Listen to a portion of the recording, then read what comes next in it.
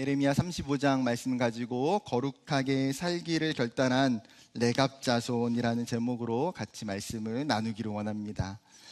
우리나라 종교 분포를 보면 개신교 인구가 2022년에 전체 인구의 20%, 약 1,000만 명 정도로 집계가 되었습니다. 여기에는 이단들도 그리고 가나안 성도들도 포함되어 있는 숫자이겠죠.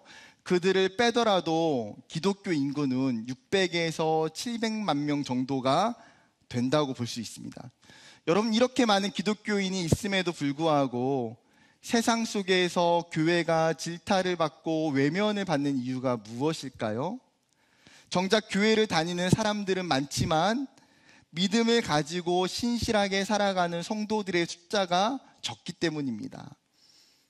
반대로 한국교회 초대교회는 어땠습니까? 믿는 사람들이 굉장히 적었어요. 그러나 그들의 삶과 모습은 세상 사람들과 구별되는 신실함이 있었습니다. 그렇기 때문에 세상으로부터 그리스도인들이 칭찬과 인정과 신뢰를 받을 수 있었습니다. 여러분, 이 시대를 살고 있는 우리가 다시 회복하고 찾아야 되는 것이 있다면 그것은 신실함인 것 같아요. 사도 바울의 편지 속에서 칭찬받는 성도들의 특징 중에 하나가 무엇이냐면 신실함이에요. 디모데를 향하여서도 신실한 아들 디모데라고 표현합니다. 그리고 에바브라와 두기고를 향해서도 신실한 일꾼이라고 칭찬하고 있어요. 여러분, 신실함이라고 하는 이 단어가 영어로 페이스풀리스라는 단어를 쓰고 있습니다. 즉, 신실함은 페이스, 믿음과 연결되어져 있는 거예요. 사실 믿음 그리고 신실함이라고 하는 이 단어는 히브리어에서 한 가지 단어거든요. 에무나라는 단어입니다. 이 에무나는 본래 버티다, 견고하다라는 의미로 어떤 어려움을 당하든지 하나님의 약속을 굳게 믿고 흔들리지 않고 견고하게 서 있는 것, 그게 에무나, 믿음, 신실함이에요. 여러분, 이것이 성도의 참 모습인 것 같습니다. 하나님이 지금도 우리에게 원하시는 것은요, 이러한 신실함이에요. 그렇다면 어떻게 우리가 신실하고 거룩하게 살아갈 수 있을지를 오늘 말씀을 통해서 함께 살펴보기를 원해요. 여러분, 오늘 본문은 하나님께서 에레미야 선지자에게 임하시고 하셨던 명령이 기록되어 있습니다.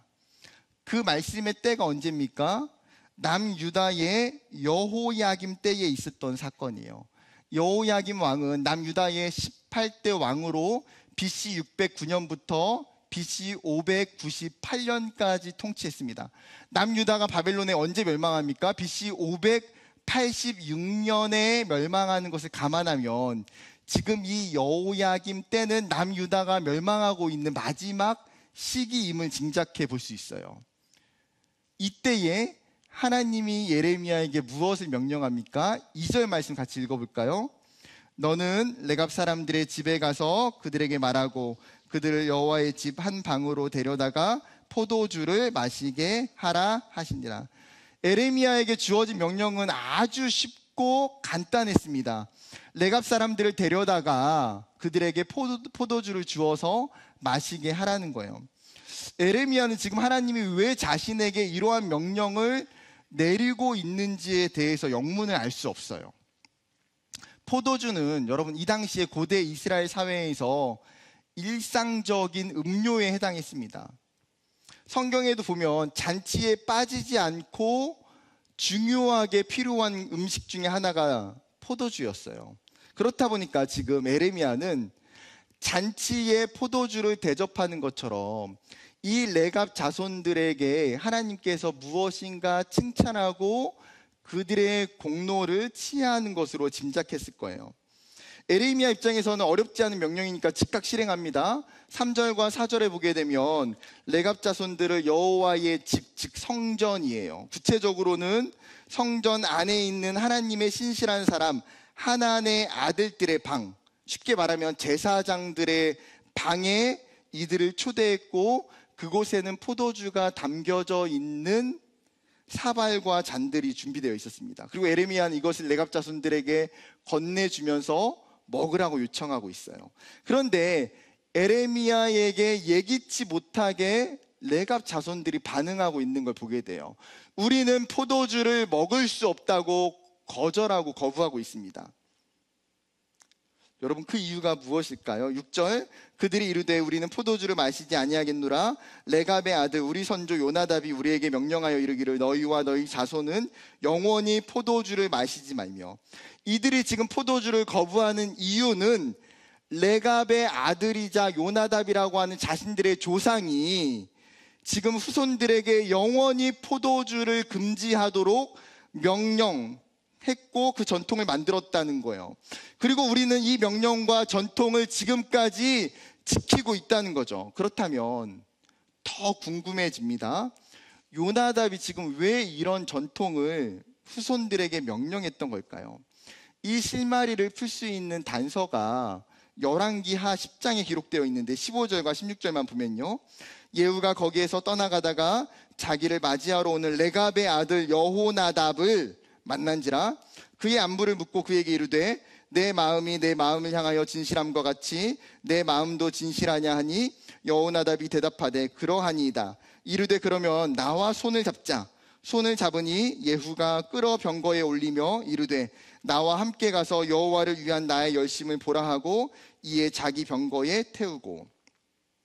지금 열왕기하 10장 15절에 등장하고 있는 레갑의 아들 여호나답이라고 하는 이 사람은 우리가 오늘 보고 있는 에레미야에서 언급하고 있는 요나답과 동일 인물이에요.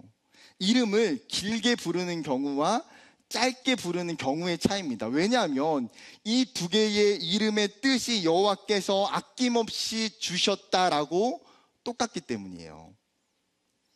즉 레갑 자손들에게 전통을 만들었던 장본인이 지금 열왕기하 10장에 등장하고 있는 이 사람이에요. 그렇다면 열왕기하 10장에 도대체 어떤 사건이 있는지를 좀 자세히 생각해 볼 필요가 있어요.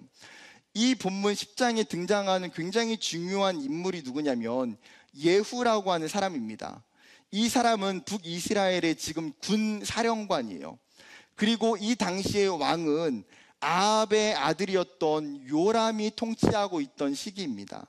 북이스라엘에 아합과 이세벨이 통치하고 있는 이 시기는 우상이었던 바알과 아세라가 북이스라엘을 다 물들이고 있었던 시기죠. 아합은 우상 숭배뿐만 아니라 수많은 악행을 저질렀어요. 그의 대표적인 죄악이 무엇입니까? 나봇이 가지고 있는 포도원이 너무나 욕심이 나서 거짓 증인들과 거짓 증거를 가지고 이 나봇을 결국에는 죽이게 돼요. 그리고 나서 강제적으로 나봇의 포도원을 빼앗습니다. 이 아합의 잘못된 죄악으로 인해서 하나님이 심판하세요. 아합의 모든 자손을 멸절하시겠다고 예언하셨고, 또한 엘리야를 통해서 예후에게 기름을 부어서 북이스라엘의 왕으로 삼겠다고 말씀하세요. 그게 열왕기상 19장 16절입니다. 너는 또 님시 아들 예후에게 기름을 부어 이스라엘의 왕이 되게 하고 또 아벨 무올라 사밧의 아들 엘리사에게 기름을 부어 너를 대신하여 선지자가 되게 하라. 지금 이 예언이 요람의 시대에 지금 성취되고 있는 거예요. 군사령관이었던 예후가 혁명을 일으킵니다. 열왕기하 10장을 보게 되면 예후가 사마리아에 있던 북이스라엘 지도자들에게 편지를 써서 보내게 돼요. 나와 함께 너희가 싸웠으면 좋겠다라고 요청해요. 그리고 먼저는 성 안에 있던 요람의 아들 70명을 다 죽이게 됩니다. 그리고 나서 아합 가문의 모든 자손들도 다 멸절시킵니다. 그렇게 혁명이 한참 시작되던 때에 길을 가다가 아까 읽었던 본문이에요. 레갑의 아들 여호나답을 만나게 돼요. 그런데 예후와 여호나답은 친분 관계가 이미 있었던 것처럼 보여져요. 왜냐하면 예후가 여호나답을 만나자마자 뭐라고 말합니까? 내가 그대를 믿는데 그대도 나를 믿습니까? 다른 말로는 내가 너를 신뢰하는데 너도 나를 신뢰하느냐, 이 말이에요. 여러분, 이런 멘트는 처음 보는 사람한테 할 수 있는 멘트가 아니잖아요. 거의 처음 보는 여자한테 당신이 내 이상형인데 나랑 결혼해 주시겠습니까? 이렇게 말하는 거랑 비슷한 클래스예요. 여러분 이런 말 함부로 하면 됩니까? 안 됩니까? 큰일 납니다. 큰일 나. 마음속으로만 해야지 큰일 나요, 여러분. 그렇게 역사학자인 요세푸스는요, 예후와 여호나답이 친구였다고 자신의 책에서 기록하고 있어요. 예후는 지금 여호나답에게 자신의 병거에 태우면서 이 혁명에 동참하자고 요청하는 거죠. 예후는 사사로이 왕이 되고 싶어서 혁명을 일으킨 것이 아닙니다. 이 혁명의 목적과 이유에 대해서 뭐라고 말합니까? 여호와에 대한 열심, 내 안에 있는 야훼 신앙 때문이라고 밝히고 있어요. 예후는 분명 엘리야를 통해서 무엇을 받았습니까? 기름 부음을 받았어요. 그렇기 때문에 자신의 삶을 인도하시는 분이 하나님이시고 자신을 통해서 하나님께서 역사를 이루신다에 대한 믿음이 있는 거예요. 그리고 한 걸음 더 나아가서 예후는 이 아합 가문을 넘어서 북이스라엘의 영적인 문제가 되고 있는 바알 신앙을 뿌리채 뽑고 싶어 했어요. 그리고 이것을 위해서 엄청난 계책을 쓰게 됩니다. 열왕기하 10장 18절과 19절. 예후가 뭇 백성을 모으고 그들에게 이르되 아합은 바알을 조금 섬겼으나 예후는 많이 섬기리라. 그러므로 내가 이제 큰 제사를 바알에게 드리고자 하노니 바알의 모든 선지자와 모든 섬기는 자와 모든 제사장들은 한 사람도 빠뜨리지 말고 불러 내게로 나오게 하라. 모든 오지 아니하는 자는 살려두지 아니하리라 하니 이는 예후가 바알 섬기는 자를 멸하려 하여 계책을 씁니다. 지금 예후가 북이스라엘에 소문을 내기 시작해요. 아합이 바알 신을 위해서 큰 역할을 했지만 그는 제대로 섬긴 게 아니다. 아합은 바알에 대해서 조금 알았고 제대로 섬기지 못했다. 그런데 나는 이 바알 신에 대해서 아합보다도 훨씬 더 많이 알고 있고 내가 아합보다도 더 바알 신을 잘 섬기겠다고 이야기하는 거예요. 그렇기 때문에 바알을 위해서 내가 이제 큰 제사를 드리려고 하니까 바알의 모든 제사장과 선지자들과 바알을 섬기는 모든 사람들은 지금 바알 신당으로 모이라고 대회를 연 거예요. 당연히 정해진 날이 되어서 바알 신당에 사람들이 가득 차게 됩니다.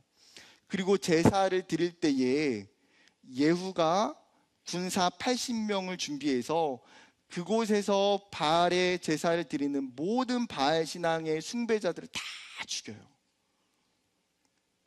뿐만 아니라 바알의 목상을 헐고 아합 왕이 세웠던 그 바알의 신당도 파괴시켜 버립니다. 엘리야 선지자가 바알 선지자 450명과 갈멜산에서 전투를 하면서도 바알 신앙을 무너뜨리지 못했는데 지금 북이스라엘로 말미암아 오랫동안 영적인 눈을 가리게 했던 그 바알 신앙을 사라지게 만드는 놀라운 일이 지금 일어나고 있는 거예요. 여러분, 남유다에는 종교개혁을 일으켰던 왕이 여러 명 있었어요. 그런데 북이스라엘은 그 누구도 종교개혁을 한 번도 일으켰던 적이 없어요. 그런데 지금 이 예후라고 하는 사람이 지금 이 바알 신앙을 무너뜨리고 종교개혁이라고 하는 엄청난 사건을 일으키고 있어요. 그리고 하나님이 예후를 향해서 굉장히 칭찬하십니다. 그런데 예후가 혁명을 통해서 북이스라엘의 왕이 되고 나자 어떻게 되었을까요? 열왕기하 10장 31절이에요. 그러나 예후가 전심으로 이스라엘 하나님 여호와의 율법을 지켜 행하지 아니하며 여로보암이 이스라엘에게 범하게 한 그 죄에서 떠나지 아니하였더라. 너무나 안타까운 소식이 들려와요. 예후의 신앙과 믿음이 변질되고 무너져 버린다라는 소식이에요. 그도 지금 어떻습니까? 여로보암의 죄를 따라가고 있어요. 여로보암이 죄가 무엇입니까? 베델과 단의 황금송아지를 만들고 섬겼던 그 죄악들을, 그리고 율법을 지키지 않고 있다라는 거예요. 지금 상상하지 못했던 일이 예후에게 일어나고 있어요. 이런 예후를 보면서 그를 비판하거나 정죄할 수 있어요. 아니, 어떻게 믿음이 있다고 하면서 어떻게 이렇게 쉽게 변질될 수 있지라고 의문을 품을 수도 있어요. 그러나 여러분, 예후와 같은 일은 누구에게나 일어날 수 있어요. 우리는 간혹 자신의 신앙에 대해서 굉장히 관대해요. 나에게는 신앙의 위협과 변질이 일어나지 않을 거라 생각합니다. 나의 뜨거운 믿음과 열심이 오랫동안 지속될 거라고 암묵적인 기대를 갖고 있어요. 그런데 현실은 어떻습니까? 사람은 변해요. 가만히 있어도 사람은 변하는데 시간과 상황과 환경과 사건이라는 변수가 추가되면 추가될수록 사람은 더 빠르게 변해요. 사람이 변할 때에 좋게 변할 수도 있지만 때로는 안 좋게 변하는 모습도 굉장히 많아요.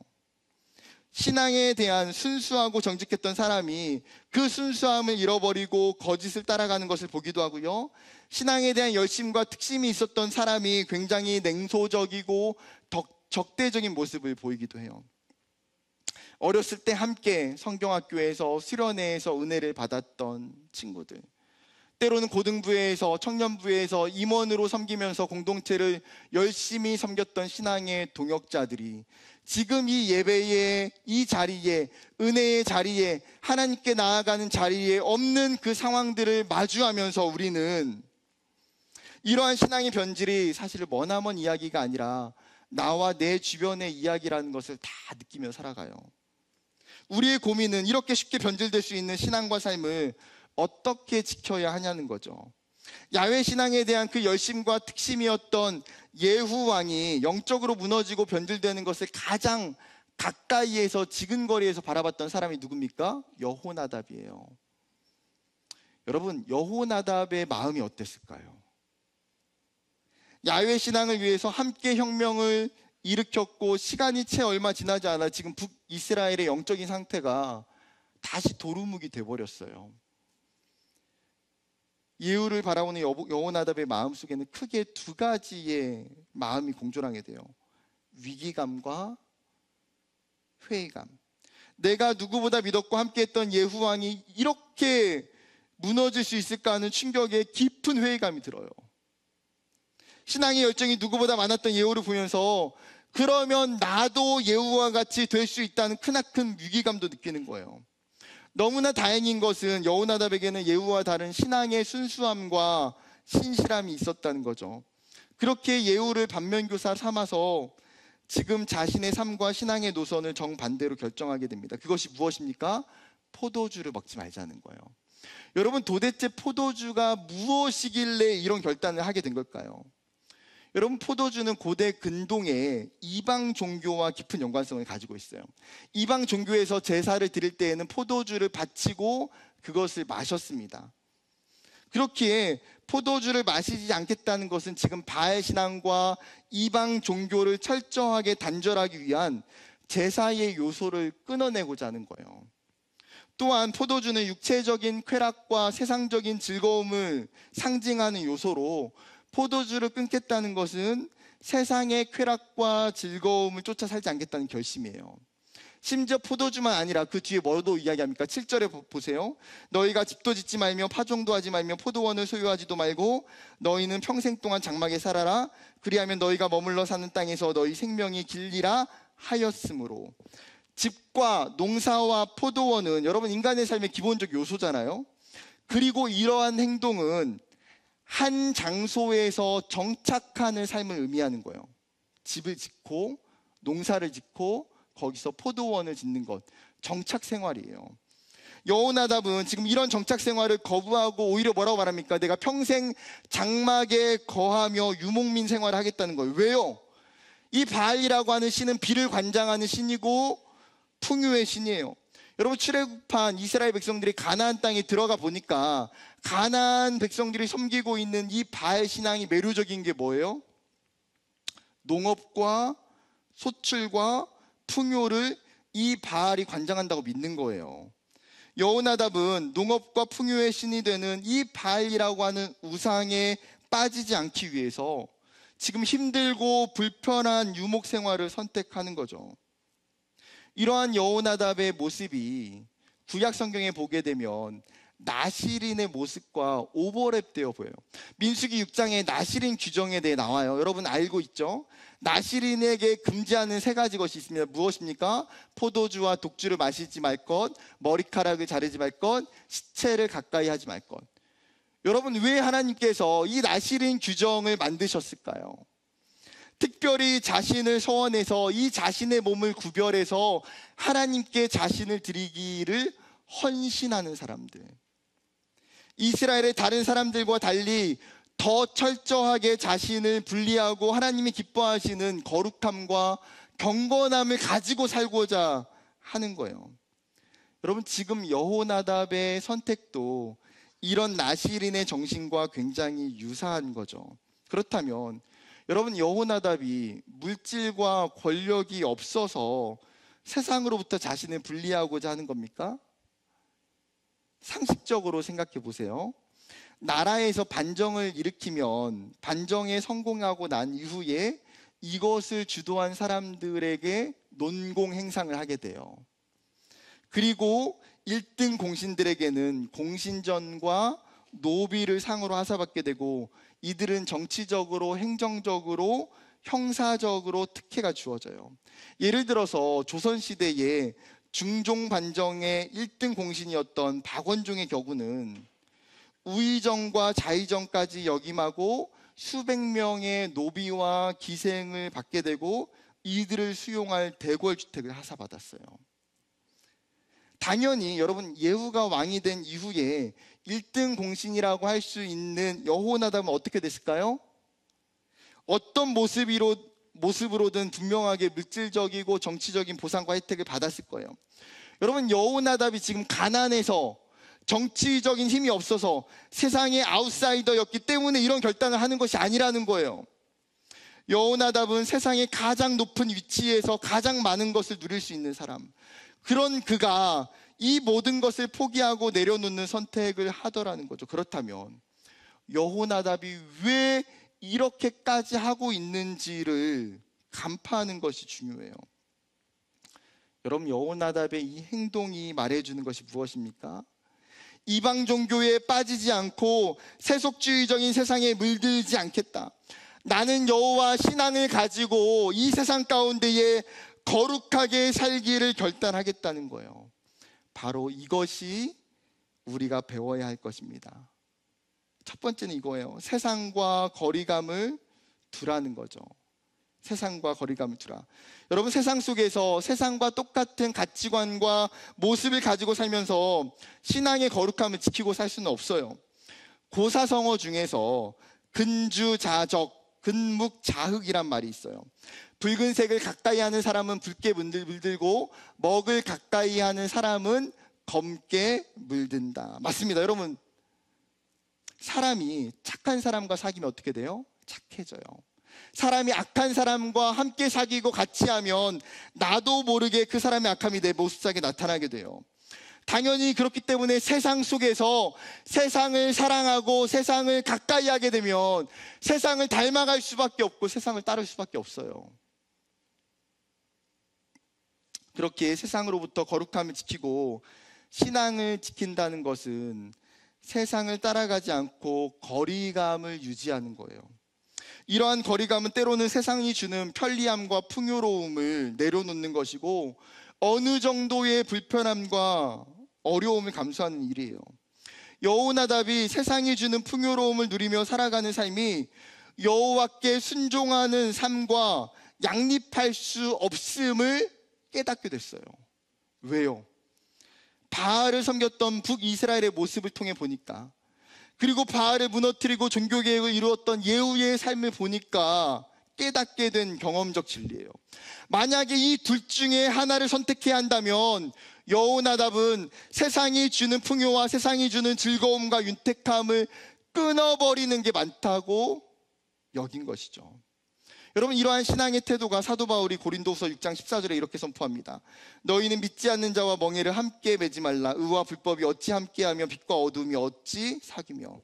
여러분, 믿지 않는 사람과 멍에를 함께 매지 않는다는 말은 비그리스도인들과 교류하지 말고 교제하지 말라는 말로 들으면 안 돼요. 오해예요. 멍에를 같이 맨다는 것은 농사를 짓기 위해서 소가 수레를 끄는 멍에를 매게 되는데, 멍에를 같이 맸다는 건 뭡니까? 같은 방향으로 가는 게 당연한 이치라는 거예요. 그렇기 때문에 그리스도인은 세상과 방향이 다르기에 함께 잘못된 길로 갈 수 없다. 하나님의 백성은 세상과 다른 구별됨과 구분됨이 필요해요. 다니엘은 이것을 정확하게 자신의 삶에서 살아냈던 사람이에요. 그는 바벨론의 공격으로 1차 포로로 끌려갑니다. 바벨론의 유아 정책 중에 하나는요, 포로 중에 젊은 인재들을 데려다가 바벨론의 교육과 문화와 언어를 가르치는 거예요. 이렇게 특별한 훈련을 받은 이들에게는 왕의 진미, 왕이 주는 식사가 주어졌어요.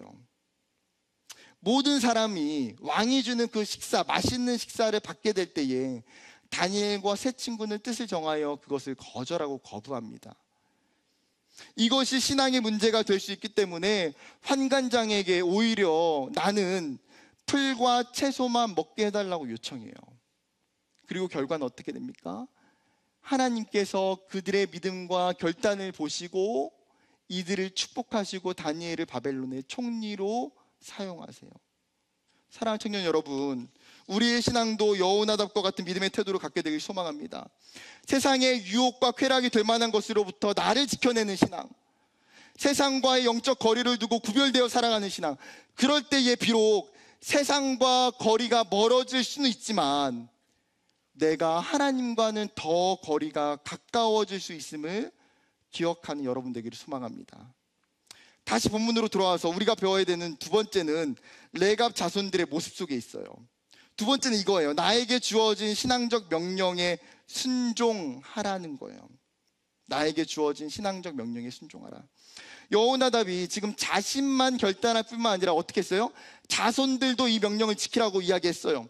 그리고 오늘 본문에 보게 되면 레갑 자손이 보여주고 있는 모습이 무엇입니까? 10절, 장막에 살면서 우리 선조 요나답이 우리에게 명령한 대로 다 지켜 행하였노라. 지금 레갑 자손들은요, 자신의 선조인 여호나답이 명령했던 그 명령을 전부 다 지켰어요. 여러분, 이것이 엄청나게 중요한 신앙의 태도와 모습이에요. 지금 레갑 자손들은 자신들의 가문에 존재하고 있는 신앙의 이 가풍을 중요하게 여겼어요. 다른 사람이 볼 때에는 이것이 별로 대수롭지 않을 수 있어도 이들은 그것을 목숨처럼 지키고 있다는 거예요. 왜요? 이러한 명령이 실제로 자신들로 하여금 하나님 앞에 신실하고 거룩하게 살게 만들기 때문에. 그래서 그들은 지금 에레미야가 하나님의 명령을 듣고 이야기하고 있음에도 불구하고 명확하게 거절할 수 있는 거예요. 우리는 포도주를 마실 수 없다. 여러분, 이러한 신앙의 전통이 레갑 자손들에게만 있는 것이 아니에요. 그리스도인이라면 누구나 존재하는 것들이죠. 신앙의 가정 속에서 부모님이 우리에게 요구하는 신앙의 명령들이 있어요. 신앙의 공동체가 요청하는 신앙의 명령들이 있어요. 신앙의 선조들로부터 한국교회가 다음 세대에게 요구하고 있는 신앙의 명령들이 있어요. 중요한 것은 내가 그러한 신앙의 명령들이 무엇인지를 알고 있느냐는 거예요. 그리고 나에게 주어지고 있는 이 신앙의 명령들을 나는 정말 지키며 살아가고 있느냐는 거예요.